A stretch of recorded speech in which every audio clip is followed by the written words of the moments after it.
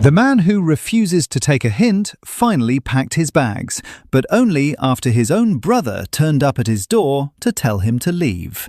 Easter at Windsor gave us a glimpse of what the monarchy's future actually looks like, and it was refreshingly drama-free. Meanwhile, the Sussexes keep giving us half a picture of their children, literally, and they're heading to Australia in what may be the most revealing trip of their post-royal careers. All of this and more right now. Welcome to Royal Roundup, where this week we celebrate new and young faces at the royal family's Easter service. Ask why Harry and Meghan continue to show us only the backs of Archie and Lilibet's heads, and look ahead to the Sussexes' trip to Australia with some thoughts on what it really means. Let's get into it. Let's start with Andrew, because of course we are. For months, we've been told that the disgraced Duke of York would relocate from Wood Farm to the newly renovated Marsh Farm on the Sandringham estate. The palace set an Easter deadline. Weeks turned into months, and Andrew, true to form, ran out every last second of the clock. Reports now indicate he finally moved, on Easter Monday, not a day before the deadline. On the deadline, which, by the way, conveniently blocked his own brother, Prince Edward, from using Wood Farm for the family's traditional Easter holiday. Edward and Sophie had apparently booked it, as they often do, for the spring break. Instead, they were shuffled off to the Garden House, a perfectly lovely property on the estate that you can actually rent for about £4,000 a night. But it's the principle. And here's where it gets interesting. Edward was reportedly the first, and possibly the only, member of the royal family to visit Andrew at his temporary home. Not for a cosy, brotherly catch-up. He was sent with a message: hurry up and move. Think about that for a moment. The youngest of the Queen's children essentially had to act as the family's enforcer, knocking on Andrew's door and telling him time was up. Why Edward? Well, clearly the king can't not be seen popping round for a chat with his scandal-plagued brother. The optics would be devastating. William? I think we all know that conversation would have been rather less diplomatic. Princess Anne would probably have had him packed and out by lunchtime. You know what she's like. So Edward drew the short straw. And what did Andrew do? By all accounts, he dragged his feet anyway. This is a man who is, by every measure, entirely isolated. He did not attend the Easter service. Sarah Ferguson did not attend either, having been there last year. Even Beatrice and Eugenie stayed away. Understandable, given that the fallout from the Epstein files is still very much raw for the whole York family. The only visitors Andrew has reportedly received at Sandringham are Edward, the local vicar, and a member of the household staff. He walks alone, literally. We've all seen those photographs, a solitary figure on the Norfolk paths, nobody beside him. And yet, even from this position of absolute isolation, he still can't bring himself to do the one thing that might earn him a fraction of goodwill: cooperate quietly. Marsh Farm, by the way, has been extensively refurbished. There are reports of luxury carpeting, upgraded security features, the works. It's not exactly a punishment cell, and yet he treated the move like he was being sent to a gulag. That tells you everything about the man's inability to read a room, an inability that, let's be honest, gave us the Newsnight interview and everything that followed. The wider question now is whether we'll see more of Edward in this role. Is this a one-off, or is Prince Edward becoming the family's go-between for difficult conversations? Because with the Epstein saga far from over, and more revelations almost certainly on the way, someone's going to have to manage Andrew. And right now, it seems like that someone is Edward. Now let's talk about Easter itself. Because the church service at Sandringham told a very different story from Andrew's lonely exile. If you looked at the images coming out of the Easter walkabout, you saw something quite deliberate. A display of youth, stability, and fresh starts.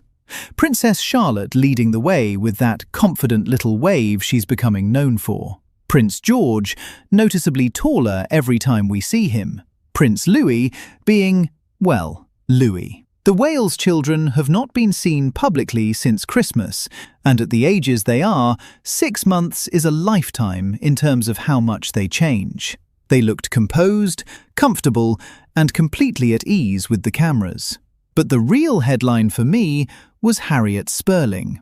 Peter Phillips's fiancée attended with her 15-year-old daughter, marking their first major public appearance with the royal family. The wedding is set for June, and this was clearly a carefully staged introduction, not just to the public, but to the institution. Consider what that means for a 15-year-old girl and an NHS nurse. Suddenly walking alongside members of a 1,000-year-old dynasty, with the world's press recording every step. Peter Phillips is not a working royal, and almost certainly will not become one. Both the King and William remain committed to a streamlined monarchy. But having them there sent a message. There are new faces, scandal-free faces, joining this family. The visual contrast with Andrew's empty chair could not have been sharper. The Wales family's approach to their children's public appearances deserves particular credit here. William and Catherine have found a formula. Tightly controlled, carefully timed moments, usually photographed by Catherine herself, that satisfy public interest without exposing the children to the relentless media cycle. The result is that when they do appear, it feels like an event, and the children themselves do not look overwhelmed or reluctant. Charlotte, in particular, seems to have inherited her mother's instinct for the moment. Easter felt like a statement of intent. This is where the monarchy is heading. Younger, leaner, cleaner. But, because nothing with this family is ever entirely smooth, there was one misstep. King Charles did not issue a personal Easter message this year. Now, it's true that an annual Easter address is not established tradition in the way the Christmas broadcast is. The late Queen only issued one in recent memory, back in 2020. But here's the problem.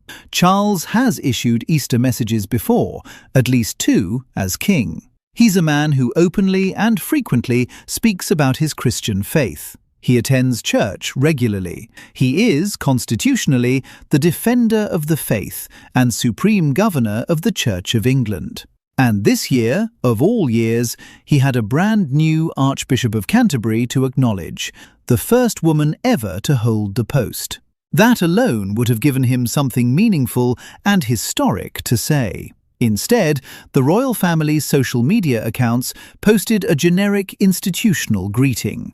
Not personal, not from the king. And the reaction was predictable. Why would the head of the Church of England acknowledge Ramadan, which he absolutely should, and I have no issue with, but then remain silent on the most significant Christian holiday of the year? The palace's response, that it's not done every year, is technically accurate, but strategically tone-deaf. Because the backlash was not really about tradition. It fed into a longer-running narrative about Charles positioning himself as defender of all faiths rather than the faith. And it handed ammunition to critics on social media who did not need much encouragement. Sometimes the easiest thing is to just write the message. It does not need to be an essay, a few thoughtful lines. The controversy cost far more than the effort would have. An own goal. A completely avoidable own goal. Switching coasts now. There's been a noticeable uptick this year in images of Archie and Lilibet on Meghan's social media. By my count, at least 4 posts featuring the children so far in 2025, compared to essentially nothing from the Wales side. Lovely Easter content. Lilibet in bunny ears, Archie running with a basket, the whole thing. Except, as always, we only see the backs of their heads. Let me be clear about something. Every parent has the absolute right to decide how their children appear online. Full stop. I'm not going to criticize Meghan and Harry for wanting to protect their kids. William and Catherine have their approach, the Sussexes have theirs. But I do think it's worth examining the contradiction. Harry has spoken extensively, in Spare, in interviews, and in his campaigns, about the damage that public exposure caused him as a child.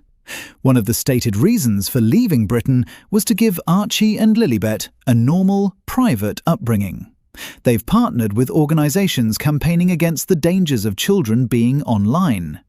And yet, the children increasingly appear in content that is directly tied to Meghan's commercial brand. The Easter posts, the lifestyle content, the earlier Disneyland images with emoji faces superimposed.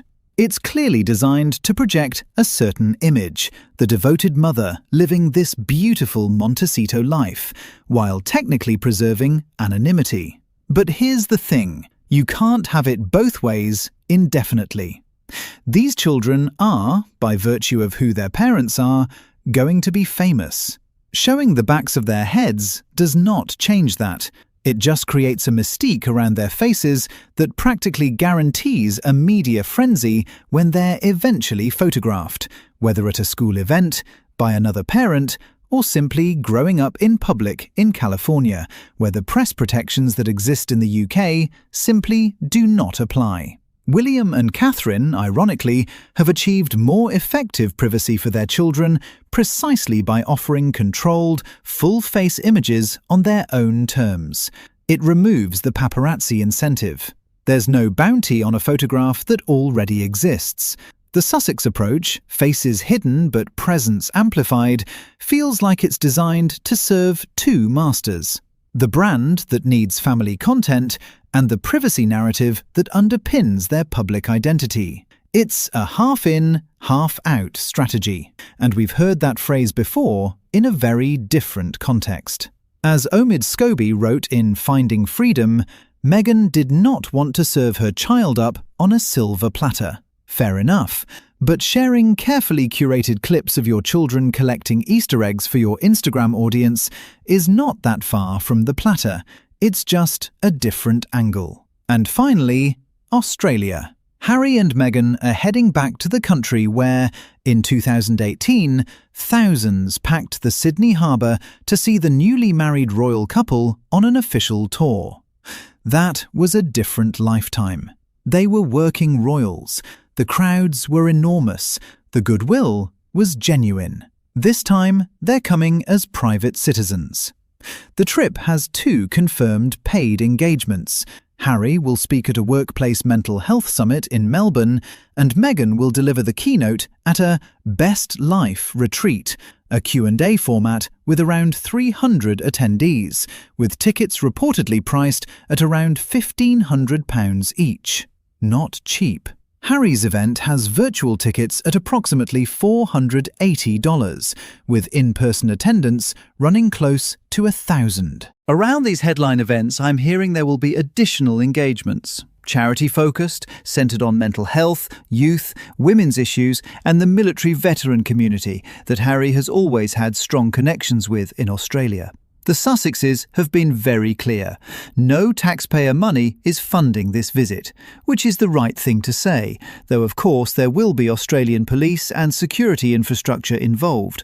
That's unavoidable for visitors at this level of public profile. But here's what makes this trip different from Colombia, from Nigeria, from the other post-royal overseas visits. Australia is a realm. The king is head of state. Just 18 months ago, Charles and Camilla were there on a full state visit, with walkabouts packed with enthusiastic royal supporters. Harry and Meghan are now going to those same cities, walking those same streets, but as commercial operators, not representatives of the crown. The line between royal prestige and private profit has never been thinner. And I do wonder, and this is my own reading of the situation, whether Australia is functioning as a test run. If the trip goes well, if the crowds are friendly, if the commercial events sell out, if the media coverage is broadly positive, does that open the door to something similar in Britain? I know many people will push back on that. The security issue alone, Harry's ongoing legal battle for taxpayer-funded police protection in the UK, makes a British visit with Meghan extraordinarily complicated. And the public mood in Britain has hardened considerably since 2018. But Australia is, in many ways, the closest cultural analogue to the UK in terms of royal sentiment. If you can make it work in Melbourne and Sydney, the temptation to try London would be real. Whether Meghan herself would ever want to return to Britain is another question entirely. My instinct says no. But with this family, never say never. We'll be watching Australia very closely, and whatever unfolds there, the turnout, the tone, the reception, will tell us a great deal about where the Sussexes stand in 2025 and what comes next.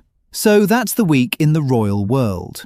Andrew finally moved, grudgingly. Easter showed us the future of the monarchy, brighter and younger. The king fumbled his Easter message. Meghan's children remain the most famous faceless kids on Instagram, and Australia awaits. Let me know what you think in the comments, especially on the Australia trip, testing ground, or just a holiday with speaking fees. Thanks for watching. Subscribe if you have not already, and I'll see you next week.